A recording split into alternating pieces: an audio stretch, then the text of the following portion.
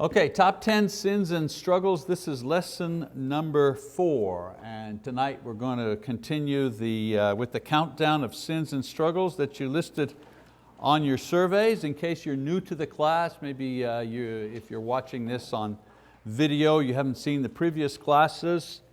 About a month ago, we handed out a survey in this congregation, and we asked members to list which sins and personal struggles were most prevalent in their lives.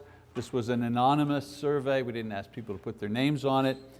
We received a tremendous response, and this series of classes is based on what the church, the information that the church gave back to us, what you said was the most troublesome areas in your spiritual life. So tonight, we're going to deal with the problem that was in 7th place. You know, we're doing it as a top 10 countdown. So the 10th was laziness, anger 9, cursing and gossiping. We did last time 8. And coming in at number 7 is the sin of pride. So that's what we're going to talk about tonight.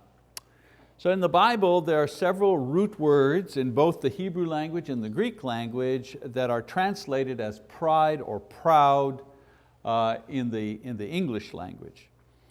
These Hebrew or Greek words in various forms also combine to give us other words which are similar to pride.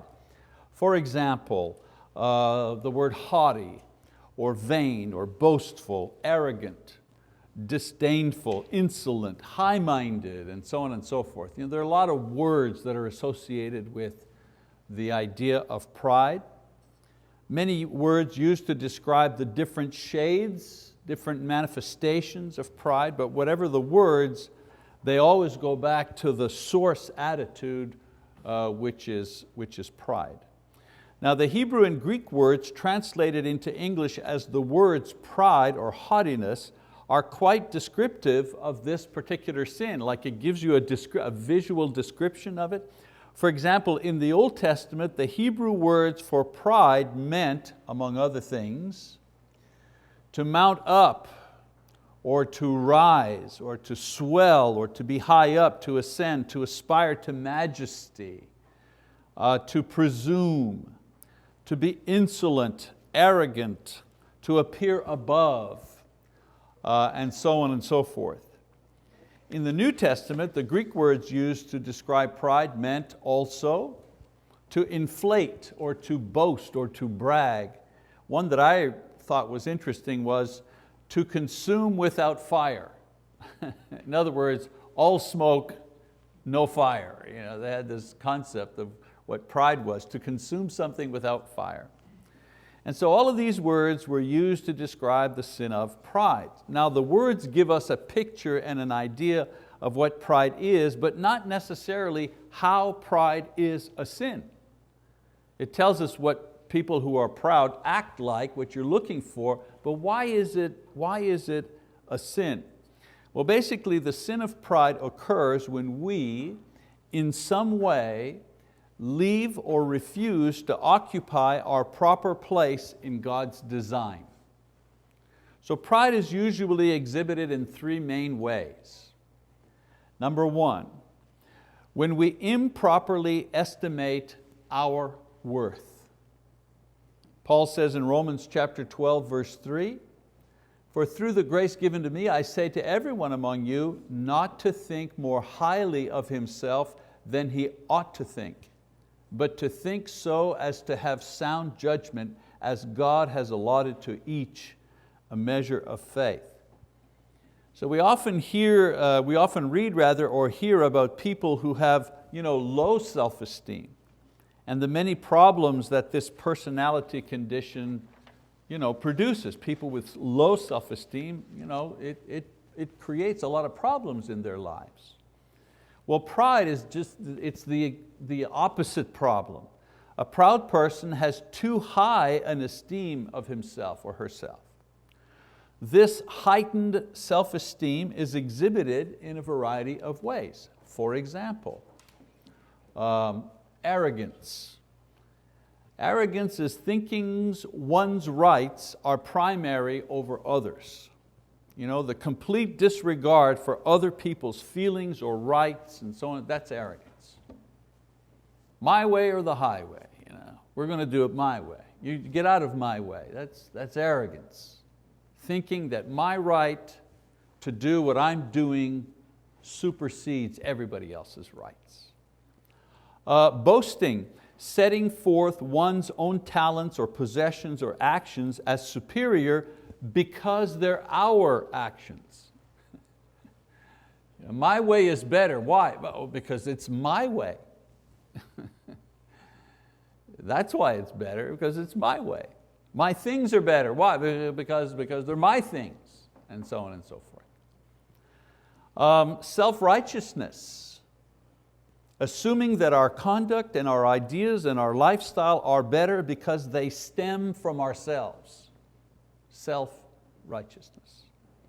Haughtiness, to assume that we are essentially more valuable because of the position we hold in society. We're royal, movie stars, rich people.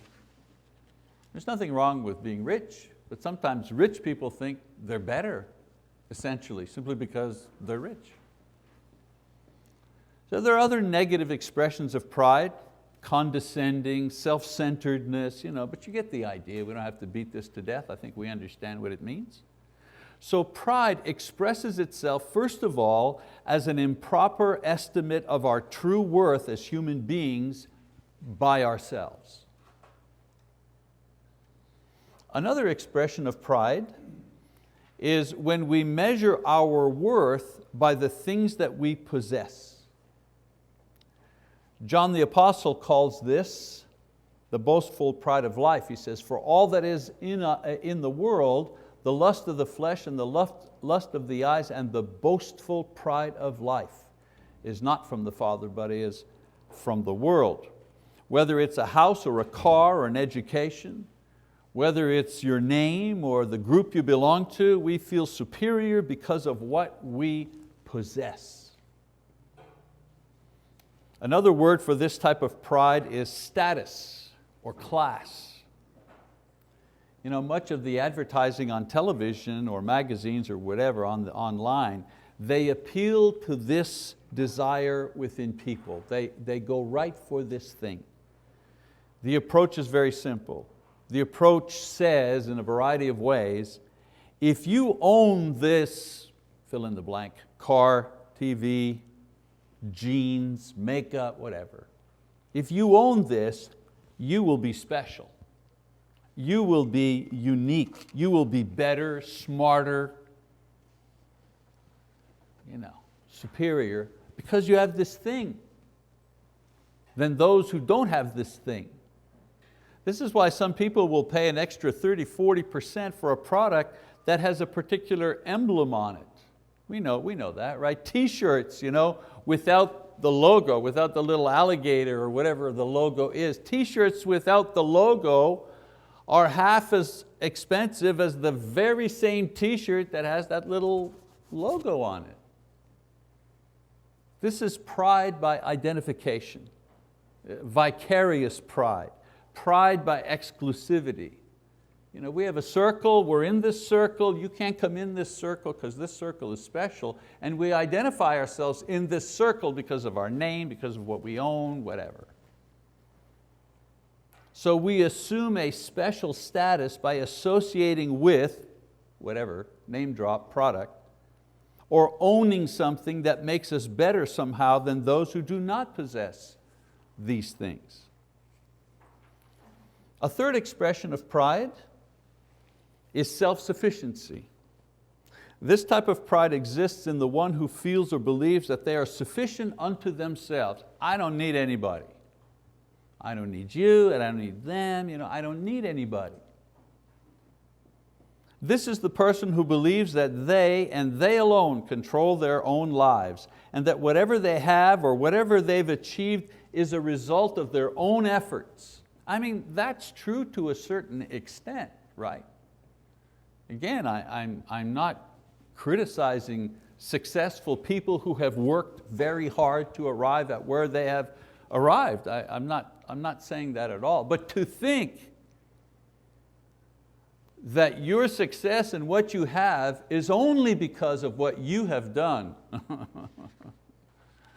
No, that's pride.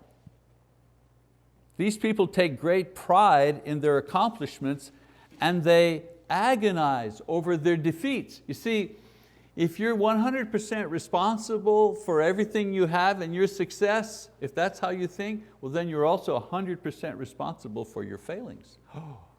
That's a hard way to live. Because when you're up on the top, it's great, but when you go down in the valley, it's pretty tough. These are the ones that Paul refers to in Romans chapter 1, verse 22, when he says, professing to be wise. This type of pride begins with self as the center of the universe and measures all else in the context of how it will positively or negatively affect self and one's sufficiency. Now there may be other types of proud behavior, but they can easily be fitted into one of these categories. Exaggerated self-worth, elevated status derived from things, or the desire to be totally self-sufficient. So now that we've described prideful behavior, and again, I don't think I've revealed anything that we don't already know, but we've kind of categorized it a little bit, put some words to it. Let's see why these attitudes are considered sinful.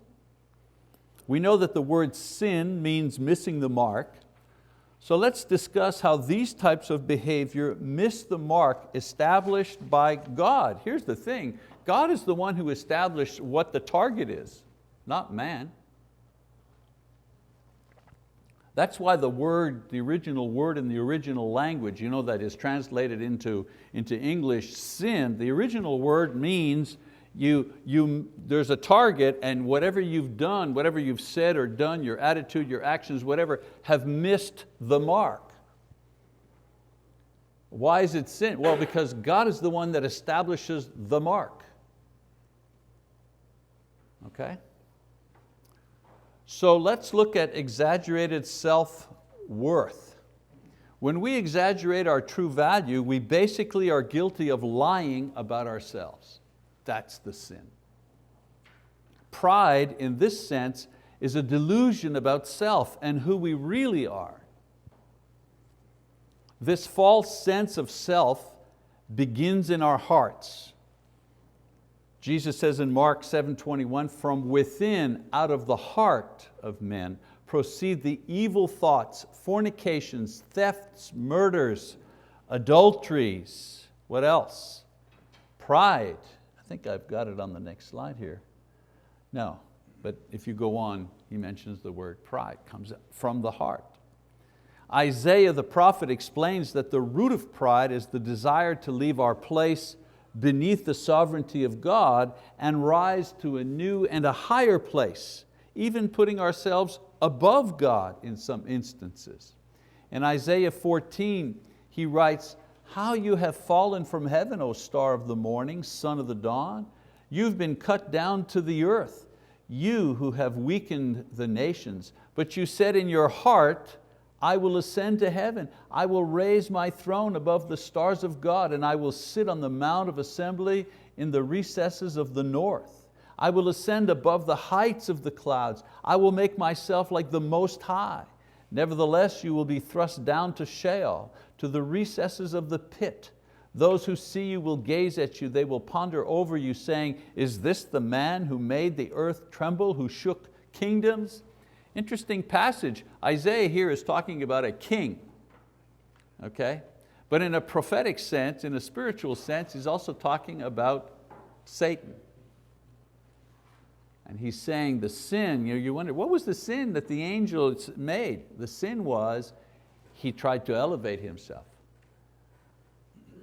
The beautiful, the morning star, that particular angel thought that he could rise above the place where God had placed him. And as a result, God cast him down. But the idea that this passage is getting across is that pride is a lifting up of ourselves. A lifting up of ourselves out of the position that God has put us in as human beings. So Paul, he says that this sin is so pervasive that it infiltrates everyone's heart to some degree or another. In 2 Corinthians chapter 12, verse 7, he says, because of the surpassing greatness of the revelations. He's talking about revelations that God has given him as an apostle.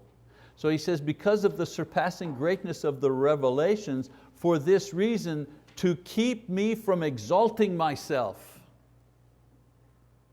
Boy, talk about a guy who's self-aware. He says, I've seen, God has shown me things that no human being has ever seen. And in order to protect me against lifting myself up because of this, he says, there was given me a thorn in the flesh, a messenger of Satan to torment me, to keep me from exalting myself. Imagine. So it is this essential evil thought that somehow we are better than what God sees us as, or for those who don't believe in God, better because of the value that we place on ourselves. It is this thought within our hearts that drives the arrogance and the boasting and the self-righteousness and the haughtiness and all the rest. So that's why it's a sin. This desire to lift ourselves up above where God has placed us and left to go all the way, we would lift ourselves up even beyond God. All right, let's look at another, why pride is a sin. When it comes to pride based on the value of our possession, the sin is idolatry. So when we draw our value and personal worth from the things that we own or associate with, we are giving to these things the credit for who we are. This is a form of worship. If a person does this, he is investing his hope for self-worth and value in something else other than God. So that when we do this, you're wondering, what's the sin here? Well, the sin is idolatry. I mean, it's not idolatry like the Canaanites had idolatry, or the Egyptians had, they actually were on their knees in front of stone statues, or the stars in the sky. There's that kind of idolatry. Worshipping something other than God as God. But in this case, we worship the thing that gives us value. That's the thing that we worship. So the worship of an idol is not only confined to bowing down to a statue or image, it includes making gods out of the things we acquire or pursue by thinking that they can make us better or happy. We begin with the primary idea, only God can make us happy. He's the one that holds the key to our happiness. So when we transfer the power to make us happy to a thing, well then we've given the power that God has to this thing.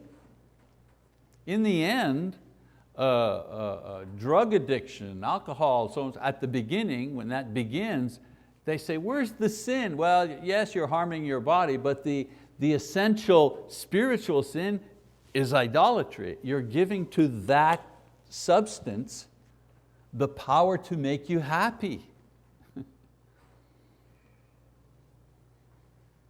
So the psalmist says in Psalm 52:7, behold the man who would not make God his refuge, but trusted in the abundance of his riches and was strong in his evil desire. Trusted in the abundance of his riches, whatever that is. Physical strength, monetary strength, intellectual power, political power, it doesn't matter what it is. How many people are happy when they're on top and sad when they're on the bottom? Because the thing that gives them joy is winning at whatever, winning the argument, getting their way. That's what makes them happy. See what I'm saying? So we can derive satisfaction from our accomplishments, of course, and our possessions. This is normal. But when things become the reason why we think we are better than others, then our pride has given these things an evil life of their own. All right, pride in self-sufficiency. Why is this a sin? So self-sufficiency is the type of pride that is most condemned in the Bible, because the sin inherent in this type of pride is that of denying God and His power over you. Previously I said God's power in making you happy, in satisfying you, in giving you what you really need in life. Here the sin is denying the power that God has over you.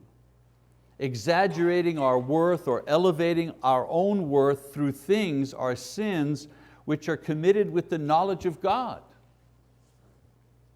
So self-sufficiency, however, says that I don't need God, or there is no God, or there's only me, and as far as my world is concerned, I am God.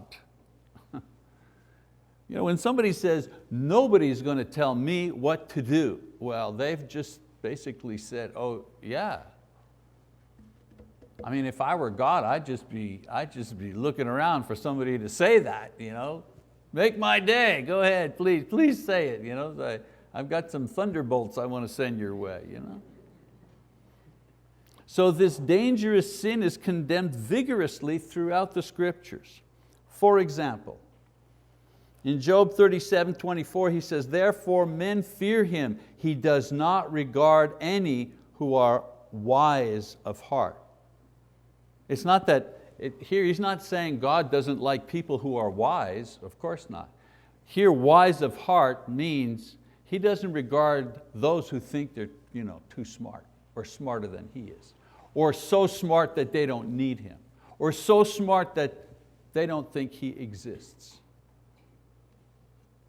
Psalm 10 verse 4, the wicked in the haughtiness of his countenance does not seek Him. All his thoughts are, there is no God. That's self-sufficiency. Next passage, Proverbs 6:16. There are 6 things which the Lord hates, yes, 7 which are an abomination to Him: haughty eyes, a lying tongue, and hands that shed innocent blood. Haughty eyes. Proverbs 30:12. There is a kind who is pure in his own eyes, yet is not washed from his filthiness. 1 Corinthians 10:12. Therefore let him who thinks he stands take heed that he does not fall. Again, the unwritten thing, the unsaid idea is, therefore let him who thinks he stands, in brackets, alone, by himself, by his own power. Let that person be very careful lest he fall. And then one other, 1 John 1:8. If we say that we have no sin, we are deceiving ourselves and the truth is not in us. To deny that there is God, there is a God, or that we need God, or that we are under God's power, is to sin. To say we don't have sin, the truth is not in us. To think that our position or talent or wealth or health, our very existence is somehow achieved apart from God, this is sinful disrespect and ingratitude. To think that our goodness is self-sufficient to stand before God is both spiritual ignorance and boldness. You hear people sometimes that don't know a lot about the Bible, not a lot of training in spiritual things, make these bold declarations. Boy, when I see God, I'm going to tell Him, and oh boy, you're saying, don't say that. To think that we don't need God every moment for everything is the height of spiritual blindness from which few ever recover. That's why this particular sin is so dangerous. You're not hurting God's feelings. It's like you're on self-destruct mode and you don't even know it. Okay, so far we've described the sin of pride and its various expressions. We've also examined how exactly are these forms of pride, how are they sinful? Why are they contrary to God's will and therefore wrong? So let's finish our lesson tonight on pride with some teaching about how to deal with this very common sin in our lives. And I mean, it's almost, we make this little caveat, well, everybody has this sin. Well, sometimes that's true and sometimes that's not true. But pride, boy, it's very hard to live your life without ever falling into one of these categories for a time, okay? So let's talk about pride as an exaggerated sense of worth. A lot of times when we do things or say things to raise ourselves up, it comes from an incorrect view of our true worth. Solomon says that it is foolish to brag to others because they often see the discrepancy between what you are and what you say you are. Proverbs 25:27, he says, it is not good to eat much honey, nor is it glory to search out one's own glory. It is better, he says, to let another praise you, for this will be a more legitimate assessment of your worth.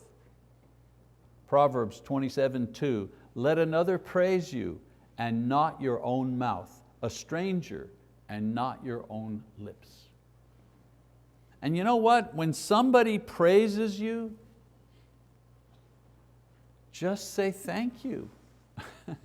Some people go, oh, no, not really. No, that's not really true. My mother taught me, if someone says, I don't know, whatever, I like your tie, just say thank you. Just say thank you. It's okay. Take a compliment. In another proverb, Solomon says that pride brings dishonor and not honor to a person. He says when pride comes, then comes dishonor, but with the humble is wisdom. In Romans 12:3, Paul tells Christians not to think of themselves more highly than they ought to. We read that before. In other words, we should have an estimate of ourselves, but it should be in line with reality. We should think no more or no less than what we really are. The problem a lot of times is that people either underestimate themselves. No, I'm not really that good. Or they set the bar extra low for themselves. Or they think it's being humble if they improperly evaluate themselves and always lowball themselves. Why? The Bible says try to have a realistic evaluation of yourself. If you have a beautiful voice and you sing beautifully, it's okay to say that one of my talents is that I love to sing and I've been told that I have a good voice. That's okay.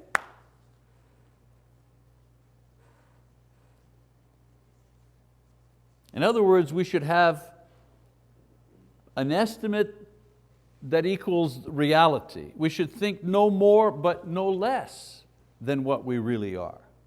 In 2 Corinthians 10:18, Paul truly gets this issue of self-worth into perspective when he says the following, for it is not he who commends himself that is approved, but he whom the Lord commends. And in the church, let others praise you. I had a young guy write to me recently, just today as a matter of fact, on the Bible Talk website, and he asked me, the question was, how do I know what my gifts are? How can I tell what I'm good at or what my ministry should be in the church? I haven't written him yet because I just saw that before we left to come to church, but I was thinking about my answer, and one of my answers, one of the points I was going to make to this young guy is, what are other people in the church saying to you about you? Are they saying that they enjoy when you lead a prayer and they think that you're very thoughtful, so on and so forth? Do you happen to teach a class and you get a lot of great feedback? What are other people in the church telling you? What are your elders? Because I'm sure he's not an elder, he's 20 years old. What are your elders, if you have any in your church, what are they saying about you? Let the church tell you, what your strengths are. That's one way that God speaks to you, through His people. Okay? In other words, if the Lord approves of you, you are as worthy and valuable as anyone can ever become. As a matter of fact, for the Christian, the only legitimate boasting is to boast about what Christ has accomplished in you. As Paul says, and he has said to me, my grace is sufficient for you, for power is perfected in weakness. Most gladly, therefore, I will boast about my weaknesses, so that the power of Christ may dwell in me. The best things about my life, me, Michael, are the things that God has done in my life. And that's not just, whoa, I need to add that because it fits with my lesson. That's the truth. That's my witness. If I had to make a list of the good things in my life, the good things in my life were either given to me, right? My wife was given to me as a gift. My education was enabled by others. My opportunity to serve was given to me by the church. Whatever skill I may have as a teacher was given to me by the Lord. And so, whatever things that I could look at and say, these are good, they're all things that have been given to me. How can I boast about that? The only boast that I could technically make is, isn't it amazing what God can do with a person like me? Because I remember me before I became a Christian, and I remember me as a young Christian. Isn't it amazing what God can do with very little? Very, very little. So if boasting and bragging is the form of pride that you may struggle with, remember that others are never impressed by it, and that the only legitimate boast is how much Christ has done to and through you. All right, let's talk about the pride of life, or the pride of possessions. In our nation, this is the form of pride that affects most of us. We live in a very wealthy nation. We live in a very materialistic society where the pressure to judge and value other people by what they wear, what they drive, where they live, this is a very, very powerful thing. We can't leave this society and go live in a cave or in a monastery. Jesus said that we lived in the world, but we must not be of the world. So how do we do this? How do we not assume our value based on the things that we own? Well, first of all, we do it by keeping our priorities in order. That's why Jesus said in Matthew 6:33, seek first His kingdom and His righteousness, and all these things will be added to you. There's two things there.